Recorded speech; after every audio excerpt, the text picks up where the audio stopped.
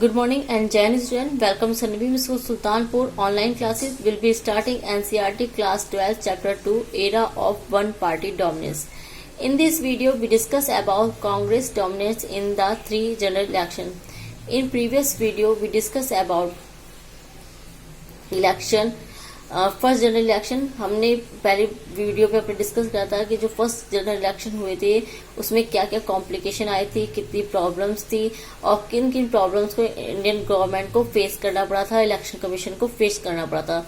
In this video we discuss the Congress party won 364 और of the 489 seats in the first Lok Sabha election. जो Congress party थी वो first general election में 489 seat में से उसको 364 सीट्स मिली थी. The state election were held with in Lok Sabha election.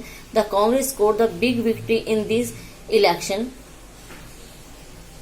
जो कांग्रेस पार्टी थी वो काफी भारी मतों से उसकी जीत हुई थी और उसके पीछे सबसे बड़ा रीजन था कि जो कांग्रेस पार्टी के जो मेंबर्स थे, लीडर्स थे, वो ऐसे लीडर्स थे जो लोगों के द्वारा पसंद किए जाते थे और जो फ्रीडम फाइटर थे, कहीं ना कहीं लोगों की पहली पसंद थे. And second and third general election were held 1957 and 1962 and Congress maintain the same position by winning 3/4 of the seat. और 1957 और 1962 के इलेक्शन में भी कांग्रेस पार्टी काफी भारी मतों से ही जीती थी और उसने अपनी पोजीशन को सेम ऐसा ही बनाया हुआ था. ओपोजिशन पार्टी को 10% सीट्स भी नहीं मिल पाती थी किसी अदर पार्टी को. None of the opposition party could win even 1/10 of the number of seat and won by the Congress. और कोई भी पार्टी जो ओपोजिशन पार्टी नहीं बन पाती थी, जैसे मैंने बताया, उसे 10% सीट्स भी नहीं मिल पाती थी. And many opposition parties were formed during and after the independence, so the Congress had the first of the block advantages.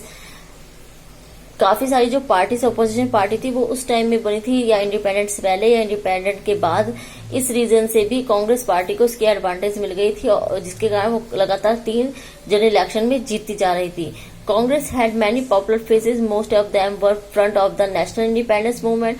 और जैसे मैंने बताया, कांग्रेस पार्टी में अधिकतर वो मेंबर्स थे जो नेशनल मूवमेंट्स में पार्टिसिपेट कर चुके थे, इसलिए लोगों की पहली पसंद थे.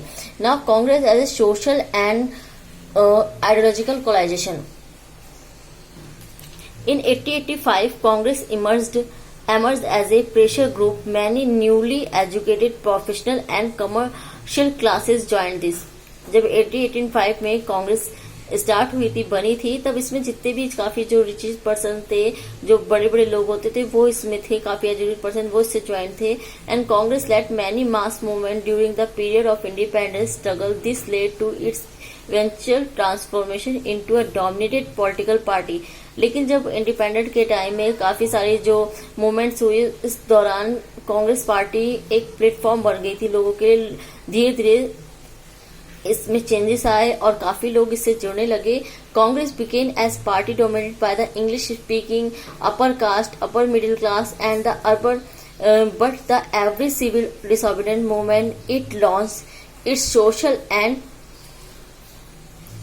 Social base widened. और इसमें इंग्लिश स्पीकिंग के, अपर कास्ट के और मिडिल क्लास के लोग थे, लेकिन धीरे धीरे जैसे बताया काफी परिवर्तन आया, काफी चेंजेस आए इसमें और अदर भी लोग इससे जुड़ने लगे. And gradually the leadership also expanded beyond the upper caste and upper classes professionals and agriculture based leaders with the rural orientation. फिर जितने भी अदर थे, लाइक जो लीडर्स थे, फार्मर लीडर्स थे, एग्रीकल्चर लीडर्स थे, वो भी धीरे धीरे इसके जितनी भी पॉलिसीज थे उससे काफी इम्प्रेस होके कांग्रेस को अपना प्लेटफॉर्म बनाने लगे. By the time of independence the Congress was transform into a rainbow, like social coalition, broadly representing Indian diversity in term of classes, class, region, language and various. उसके बाद जो कांग्रेस पार्टी थी वो सभी लोगों को तवज्जो देने लगी, सभी लोगों को स्थान लेगी,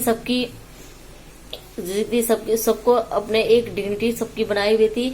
और कहीं ना कहीं जितने भी जो भी सोशल रिफॉर्मर थे या फिर जो इंडिपेंडेंस से जुड़े रहते थे, मोमेंट से उनको पसंद करके उनको अपने में कहीं ना कहीं जोड़ती रही थी। तो ये एक रेनबो की तरह वर्क करने लगा था। इसमें हर थिंकिंग के लोग इसको इसमें समाने लगे थे, आने लगे थे, इसके साथ हो गए थे।